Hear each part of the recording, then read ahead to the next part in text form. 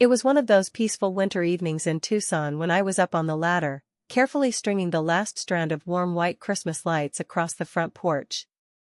The air was crisp, the neighborhood quiet except for the soft hum of holiday music drifting from a few houses down. My phone buzzed in my pocket, lighting up with a message that would change everything. I'm Dawn Larson, 34, a single mom who's fought every single day to give my daughter the life she deserves. The text was from my mother. Short. Cold. Brutal. Only good kids get presents at the family Christmas. Your unwanted child can leave. My 8-year-old daughter, Holly, was curled up beside me on the couch when I opened it. She saw my face change and leaned over, her big curious eyes scanning the screen before I could pull it away.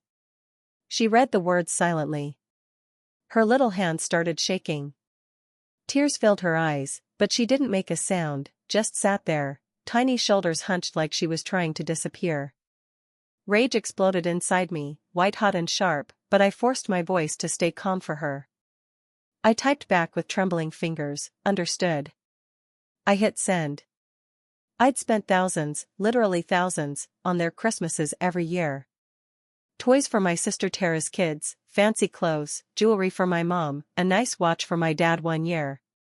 I covered the entire feast, the glazed ham, the pies, the sides. I even paid for the outdoor lights that turned their ranch house into a glowing postcard every December. And this was the thanks I got. My daughter, my beautiful, kind, sensitive girl, shamed and dismissed like she was nothing. I opened the shopping app, scrolled to the long list of order confirmations, and canceled every single one. Toys, clothes, the scarf set I'd picked out so carefully for Tara, the cufflinks for Dad, gone. The confirmation email pinged in almost immediately. 15 minutes later, my phone rang. Unknown number. I answered. It was the delivery driver, voice calm and professional. Ma'am, just confirming the cancellation of all today's gift orders for the Coleman family? I glanced at Holly's tear-streaked face, then said, yes. Confirmed. They had no idea what was coming. Their perfect, picture-book Christmas was about to fall apart, and for once, I wasn't going to lift a finger to fix it. Has your family ever crossed a line that finally made you snap? Drop a comment, share your story, or just tell me where you're watching from. Trust me, this is only the beginning. Stick around, because you're going to see exactly how they paid for it. That text wasn't some shocking one-off. Not when I sat there on the couch, Holly's small body pressed against mine, and let the memories flood back in. Growing up, Tara and her kids were always the golden ones. I was the screw-up, the daughter who got pregnant young, the single mom who dared to raise a child on my own. Holly paid the price for that from the very beginning. When she was barely toddling, my mom would shower Tara's son with shiny new toys while Holly got faded hand-me-downs or nothing at all. At family dinners, Dad would hoist Tara's daughter onto his shoulders, laughing and spinning her around, but he'd barely glance at Holly. She'd tug at his sleeve, offering that shy little smile of hers, and he'd just look away. I kept telling myself it was temporary. That they'd warm up eventually. They never did. Last Christmas, Holly spent hours making the most beautiful card for them, glitter everywhere, a lopsided reindeer she'd drawn with so much care. She handed it to my mom with those bright, hopeful eyes. Mom glanced at it, muttered nice, and set it aside to gush over the expensive store-bought gifts from Tara's kids. Holly didn't cry in front of them, but I saw her shoulders drop. I saw the light dim in her eyes. Another time, she helped Dad string lights on the porch. Her tiny hands fumbled with the cords, but she was so proud. He didn't say thank you, just barked at her to hurry up. Then Tara arrived with her kids in matching outfits, and suddenly Holly was invisible again. I tried to shield her. I told her they were just busy, that they loved her in their own way. But the lie tasted like ash in my mouth. The worst part? I'd been bankrolling their perfect holidays for years. Every single Christmas, I paid for the food, the decorations, the gifts, everything. I juggled freelance graphic design deadlines late into the night to afford it. Last year alone, I dropped over $4,000 on their celebration, right down to the twinkling icicle lights that lined their entire ranch house. And they still treated my daughter like she didn't belong. I sat there staring at my phone, the canceled order confirmation still glowing on the screen. Toys, clothes, the watch I'd picked out for Dad, all gone. I'd poured so much of myself into this family, and they had the nerve to call my daughter unwanted. Holly wandered back into the room, clutching her favorite stuffed bear. Her voice was so small it broke my heart. "Mom, are we still going to Grandma's for Christmas?" I pulled her into my lap, her hair soft against my cheek. "No, sweetheart. We're staying home this year." She nodded, but her eyes were far away. I wanted to scream. I wanted to call my parents and demand to know why they could be so cruel to an 8-year-old girl who'd never done anything but try to love them. Instead, I kissed her forehead and promised myself I would protect her from their poison, no matter what it took. My sister Tara was never one to stand up for anyone but herself. She'd breeze into family events in her designer outfits, her kids perfectly coordinated in matching holiday sweaters, while Holly and I showed up in whatever we could afford after rent and groceries. Tara never once told our parents to ease up on the favoritism. She never said, "Hey, maybe include Holly in the photos this time." She just soaked it all up, smiling for the camera while my daughter faded into the background. I remembered one summer barbecue 2 years back. Holly had picked a little wildflower from the yard and shyly offered it to Tara. My sister gave this thin, polite smile, said cute, and immediately turned back to her phone. Her husband just nodded along like always, never questioning, never defending. It was as if Holly didn't register as real to them. Sitting there with the cancelled orders staring back at me, I felt something finally break. Holly deserved so much more than this. I'd spent years trying to buy their acceptance, hoping if I gave enough, they'd finally see her worth. That cruel text calling her unwanted was the last straw. They didn't deserve her smile, her handmade cards, or one more cent of my money. Christmas morning arrived soft and gentle in our little Tucson apartment. No chaos, no pressure, just the two of us. The kitchen smelled like warm gingerbread as Holly and I rolled out dough, flour dusting her cheeks like snow. She giggled every time she pressed the star-shaped cutter into the soft cookie dough.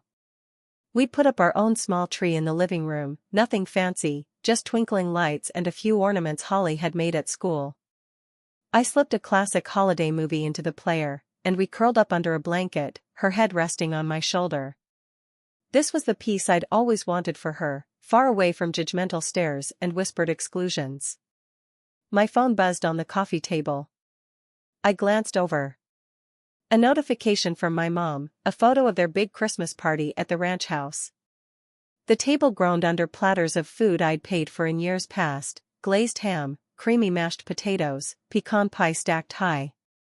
The outdoor fireplace glowed, casting golden light on Tara's kids running around in brand new sweaters. The caption read, "Waiting for the magic." I scrolled. More pictures. Dad carving meat, Tara posing with her husband, everyone beaming like the holiday was perfect. Not a single gift visible under their tree. I couldn't help the small, satisfied smirk that tugged at my lips. Holly peeked at the screen, curious. Are they having fun? I tucked a loose strand of hair behind her ear. They're doing their thing, sweetheart, I said lightly, keeping my voice soft. I wasn't about to let their drama steal even a second of our day. We went back to the movie. Her laughter filled the room every time the characters got into some silly holiday mishap. We munched on warm cookies straight from the oven. Another buzz. This time, a text from Tara. "Hey, where are the presents?" The delivery guy never showed. "Did you mess up the order?" My pulse kicked up. She had no clue.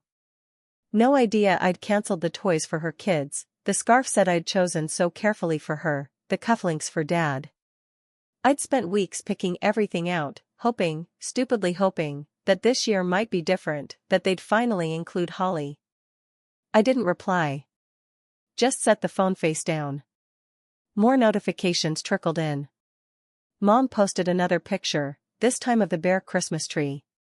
Her caption had shifted, still waiting on those gifts. Tara texted again, sharper now. Dawn, seriously, what happened? The kids are asking. I could picture it perfectly. Tara's son whining because there was no new gadget under the tree. Her daughter pouting, used to getting everything she pointed at. Mom and Dad scrambling to explain why the space beneath the branches was empty for the first time in years. I leaned back against the couch, sipping hot cocoa, the warmth spreading through me. Holly was completely absorbed in the movie, her stuffed bear tucked under her arm. I didn't feel an ounce of guilt. Not one. They'd taken from me for years, eaten the food I paid for, opened the gifts I bought, posted the photos I helped create, and still treated my daughter like an outsider. This Christmas, they got exactly what they deserved, nothing. My phone lit up again. Another text from Tara, this isn't funny. Call me. I ignored it, turning the volume all the way down. Holly looked up at me, eyes bright. Can we make more cookies, Mom? I grinned and pulled her into a tight hug. Let's make a whole batch. We headed to the kitchen, her small hand wrapped around mine, the movie playing softly behind us. I glanced back at my phone one last time. A final message from Mom, Dawn, what's going on? Fix this. I didn't answer. Let them wonder. Let them stew. Let their perfect holiday unravel piece by piece. Holly and I had our own magic right here, in our cozy little home with flour on the counter and laughter in the air. And for the first time in years, I felt truly free. The call started rolling in right after the decorations came down. My phone rang, Tara's name flashing across the screen. I hesitated, thumb hovering over decline, but something made me answer. What's up? I said, keeping my voice even. We're in trouble, Tara blurted, her tone a frantic mix of panic and entitlement. She launched into a story about her boutique, a small clothing store she'd opened in Tucson a couple of years back. Supposed to be her big break. Instead, it was hemorrhaging money. Our parents had taken out a loan to keep it alive, using the ranch house as collateral. It's a mess, she admitted. But we need your help to fix it. I leaned against the kitchen counter, Holly at school, her backpack still by the door. What kind of loan? I asked. She stumbled through vague explanations, bank, overdue payments, parents stressed, but dodged every time I pressed for details. That afternoon, the mail arrived. Among the bills was an envelope from the bank, addressed to my parents but mistakenly sent to my house. I tore it open, hands unsteady. Inside, loan documents stamped with red past due notices. They'd borrowed $50,000 to prop up Tara's failing business. 6 months of missed payments. Foreclosure warning dated just last week. If they didn't pay soon, the bank would take the house. I sat at the dining table, papers spread out like evidence. They'd never breathed a word about this. They'd let me fund their holidays, turkey dinners, twinkling lights, gifts for Tara's kids, while hiding a financial disaster. All while I thought my money might finally earn Holly a real place in their hearts. I stared at those loan documents for a long time, the red past due stamps burning into my vision. They'd borrowed $50,000. Used the ranch house, the place they'd lived in for 30 years, as collateral. 6 months of missed payments. Foreclosure looming. And not once had they mentioned it. Not during the holidays I'd funded. Not when I sent gifts for Tara's kids. Not even when I thought my generosity might finally soften their hearts toward Holly. My phone buzzed again. A text from Mom, Dawn, we've got a small problem with the house. Can you help out? It's no big deal. No big deal. I almost laughed out loud, the sound bitter in my empty kitchen. They'd called my daughter unwanted. They'd ignored her for years. And now, with their perfect life cracking at the seams, they expected me to swoop in and save them, like always. I remembered the last time I'd helped. 3 years ago, Dad's truck broke down. I paid the $2,000 repair bill out of my emergency fund, money I really couldn't spare. They promised to pay me back. I never saw a dime. Tara had asked for a loan once too, for the boutique's grand opening. I sent her $1,000, hoping it would make her see me as more than just the family ATM. She never mentioned it again. Just showed up at the next gathering with a new designer handbag while Holly wore second-hand sneakers. I paced the kitchen, the papers glaring up from the table. I had savings from my graphic design work, enough to cover the overdue amount if I stretched things tight. I could wire it today and keep their house safe. Maybe, just maybe, they'd finally look at Holly differently. Maybe they'd invite her to sit on the couch instead of the corner. Maybe they'd frame one of her handmade cards instead of tossing it aside. Or maybe nothing would change. I pictured Holly's face after reading that cruel text, the way her small body curled inward like she was trying to make herself smaller. I pictured her at last year's Christmas, standing quietly while Tara's kids ripped open mountains of presents I'd paid for, and no one even noticed she was there. Helping them now would feel like betraying her all over again. Still, they were my parents. If the house went into foreclosure, where would they go? Probably Tara's place, her small apartment already crowded with her husband and 2 kids.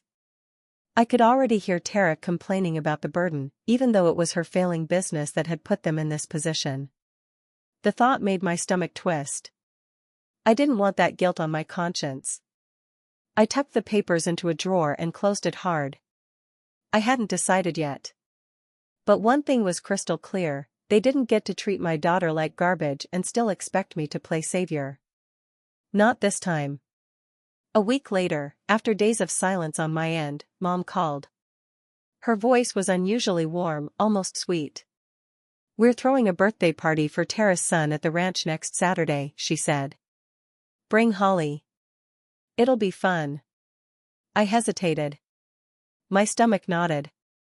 But Holly overheard and her eyes lit up with that fragile hope she still carried. I couldn't crush it. Okay, I said softly. We'll come. The day of the party arrived bright and hot, typical Tucson winter. Holly bounced in the passenger seat the whole drive over, clutching a handmade gift she'd spent days on, a smooth river rock she'd painted with a big smiley face and her cousin's name in wobbly letters. We pulled up to the ranch house. Balloons bobbed in the yard. Laughter and music spilled out the open windows. Inside, the living room was chaos in the best way for Tara's kids. Her son, the birthday boy, darted around in a brand new soccer jersey. Her daughter twirled in a sparkly dress. My parents greeted us quickly, hugs that felt perfunctory, then turned right back to the other grandchildren. Holly tugged my hand, pointing at the gift table piled high with wrapped boxes. Can I give him my present now? I smiled, heart aching, and nodded. She walked over, holding out her little painted rock with both hands like an offering. Tara brushed past her without a glance, calling to her kids to open their gifts first. Holly stood there, frozen, still holding the rock. No one noticed. I watched her shoulders slump again. That familiar ache bloomed in my chest. The party moved outside to the backyard. A bounce house sagged under the weight of screaming children. Dad grilled burgers, joking loudly with Tara's husband. Mom fussed over the birthday boy, pinning a little #1grandson badge on his shirt. Holly wandered off to a quiet corner near the outdoor fireplace and sat alone on a bench, the painted rock resting in her lap. I started toward her, but Tara's daughter ran up demanding Mom's attention. Holly was invisible once more. Then I heard it. Near the dessert table, Mom leaned close to Tara and whispered, "She's not really our grandchild, you know. Not like your kids." Tara nodded absently, eyes on her phone. My stomach plummeted. The words sliced through the party noise like a blade. Holly had heard it too. I saw her head dip lower, fingers tracing the smiley face on the rock over and over. I wanted to scream. I wanted to storm over and throw every ugly truth in their faces. But I swallowed it, for Holly's sake. I walked over and knelt beside her. You okay, sweetheart? I whispered. She nodded, but her eyes shimmered with unshed tears. We left early. In the car, Holly was silent, the painted rock still in her lap. When we got home, she curled up on the couch, hugging her stuffed bear tight. Mom, she whispered, voice so small it broke me. Why don't they want me? The question hit like a fist to the chest. I pulled her into my arms, stroking her hair. Some people don't see how special you are, I said, my own voice cracking. But I do. And that's enough.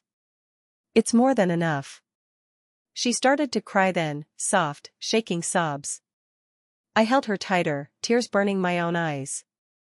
That night I lay awake, replaying every moment. Her shy smile fading at the gift table. Mom's whispered words cutting through the air. I'd sent $10,000 to save their house, thinking it might finally change something. Instead, they doubled down on the cruelty. The anger I'd buried for years hardened into something unbreakable. They'd had their last chance. They'd failed.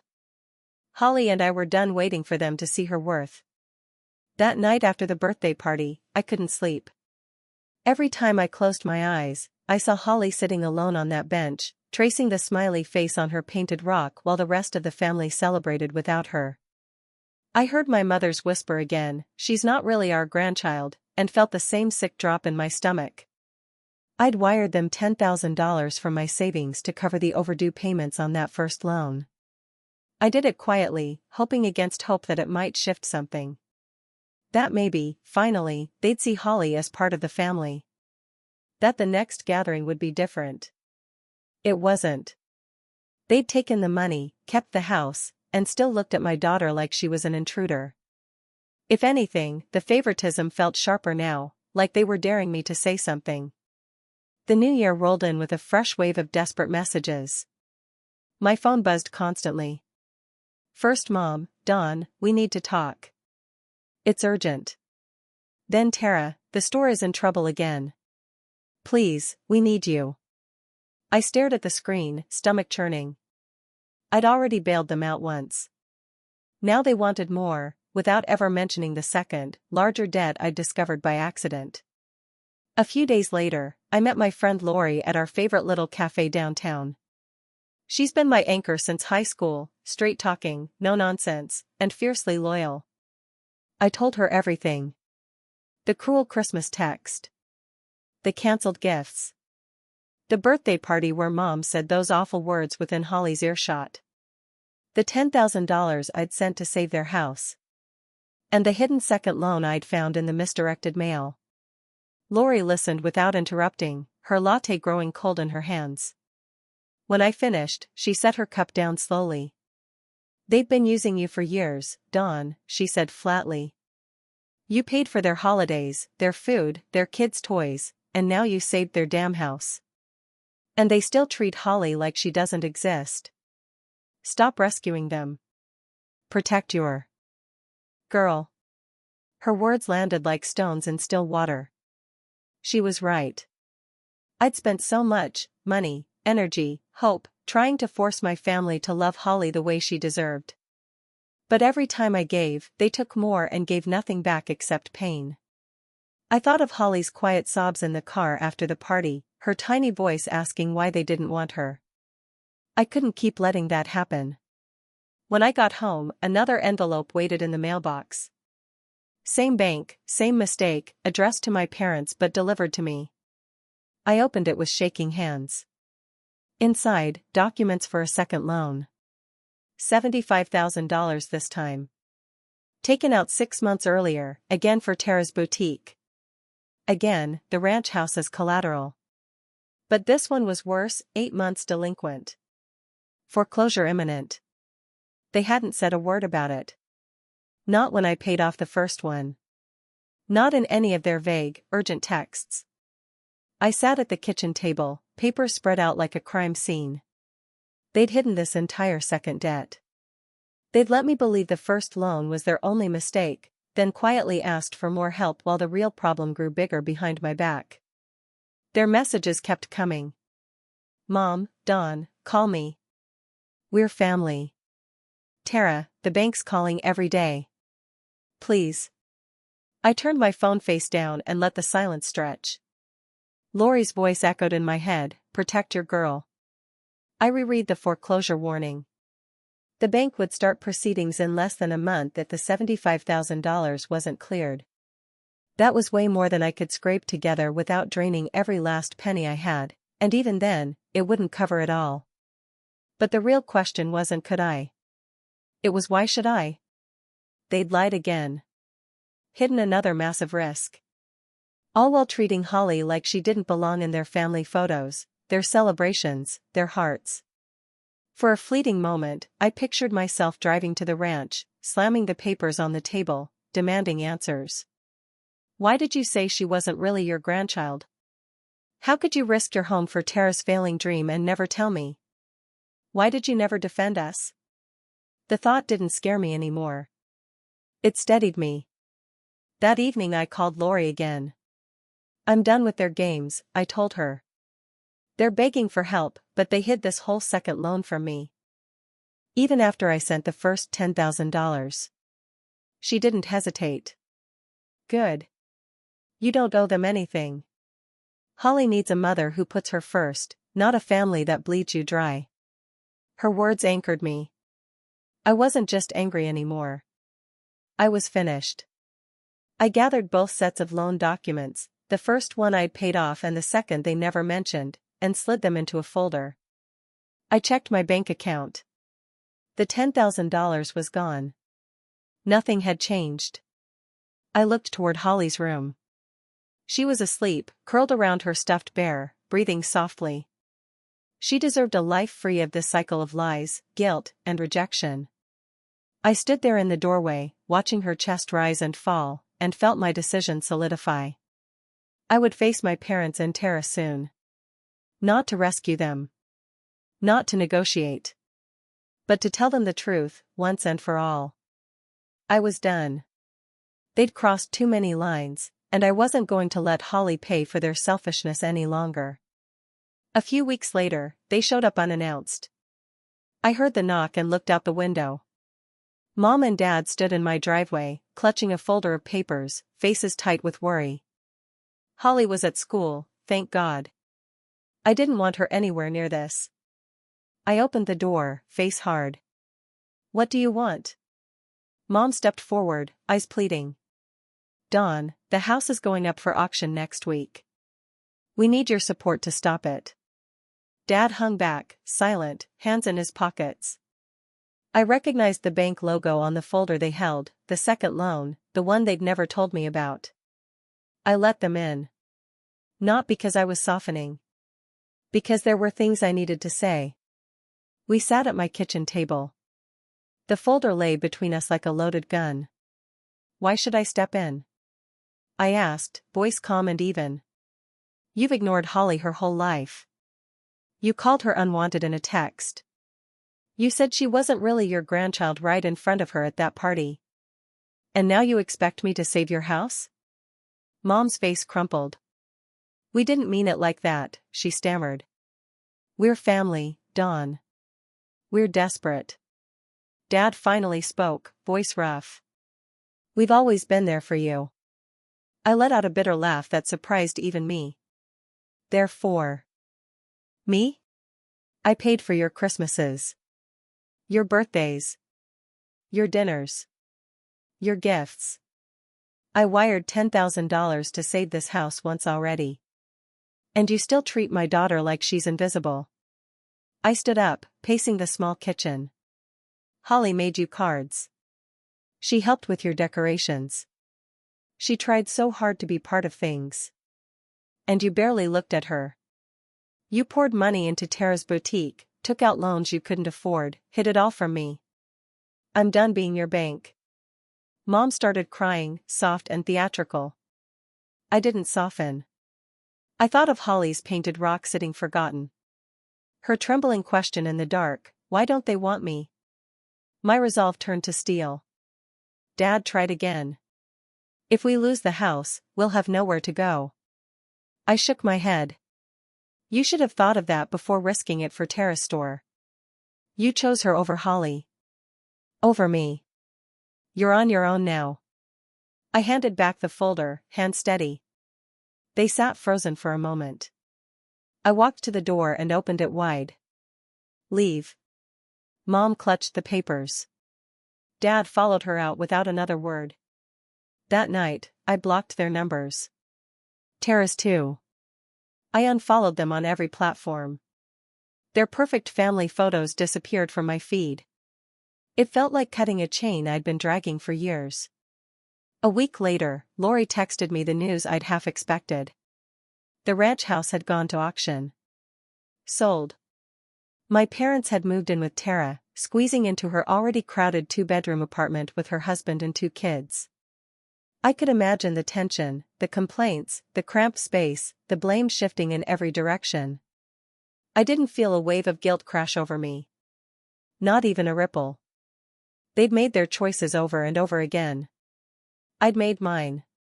Holly and I settled into a quieter, gentler rhythm. No more frantic holiday preparations that left me exhausted and broke. No more waiting for invitations that came with conditions. Just the 2 of us, building our own little world. One evening in early spring, the Tucson sunset poured through the kitchen window in warm orange and pink light. Holly and I stood side by side at the counter, mixing chocolate chip cookie dough. She snuck a chunk of raw dough when she thought I wasn't looking, giggling when I caught her. Flour. Dusted her nose. Her eyes sparkled with that easy joy I'd fought so hard to protect. We slid the trays into the oven, set the timer, and wandered to the living room. Our small Christmas tree from December still sat in the corner, not because we were lazy, but because Holly asked if we could keep it up a little longer. It makes everything feel cozy, she'd said. So we did. The lights still twinkled softly every evening when we turned them on. As the smell of baking cookies filled the apartment, I watched her. She was humming to herself, swaying a little, completely at ease. My heart felt so full it almost hurt. Looking back, I understood something I'd been too close to see before. Family isn't about blood. It isn't about shared holidays, matching photos, or even the same last name. It's about who shows up. Who truly sees you. Who loves you exactly as you are, without needing you to pay for it, perform for it, or shrink yourself to fit into their version of perfect. My parents and Tara never did that for Holly. They took my money, thousands upon thousands over the years. They ate the feasts I funded. They opened the gifts I bought. They posted the pictures I helped create. And in return, they gave us exclusion, cold texts, whispered insults, and a lifetime of making an 8-year-old girl feel like she didn't belong. But Holly and I? We were a family. Small. Sometimes messy. Definitely imperfect. But real. Lori had been right from the very beginning, protect your girl. And I finally had. The months passed quietly. Holly started a new art class after school. She came home every week with something new, a watercolor painting of desert mountains, a clay figurine of a cat, a drawing of the 2 of us holding hands under a big yellow sun. I framed every single one. We started new traditions. Movie nights on Fridays with way too much popcorn. Saturday morning pancake experiments, peanut butter and banana was the surprise winner. Sunday walks in the park where she collected rocks to paint later. She still asked questions sometimes. Do you think Grandma and Grandpa miss us? Or why didn't they like my rock gift? Those moments still stung, but they came less often. And when they did, I held her close and reminded her the same thing every time: some people have a hard time seeing how amazing you are, sweetheart. But that's their loss. You are so loved. You are enough, more than enough, just exactly as you are. She'd nod, hug me tighter, and go back to whatever she was doing. The hurt didn't disappear completely, but it lost its sharp edges. She was starting to believe me. One afternoon, while we were planting flowers in the tiny patio pots outside our door, Holly looked up at me with dirt on her cheek and said, "Mom, I like it better when it's just us."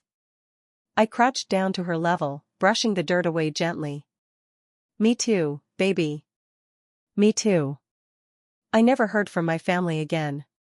No more urgent texts. No more surprise visits. No more guilt trips disguised as family love. The silence was loud at first, but it grew peaceful. I kept working my graphic design jobs, sometimes late into the night when Holly was asleep, but now the money stayed with us. We went on little day trips to the mountains. We bought new sneakers for Holly without second-guessing the price tag. We even took a weekend getaway to the beach, something I'd never been able to afford before.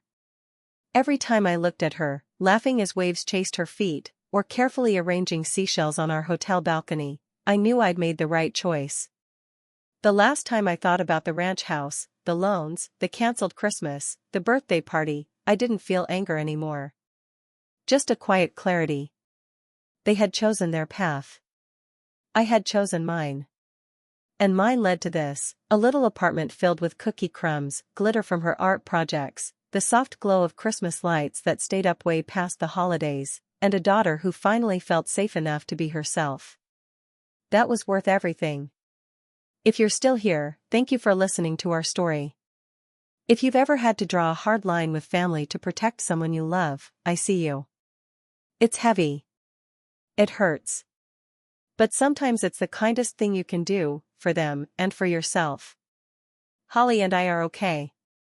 More than okay. We're home.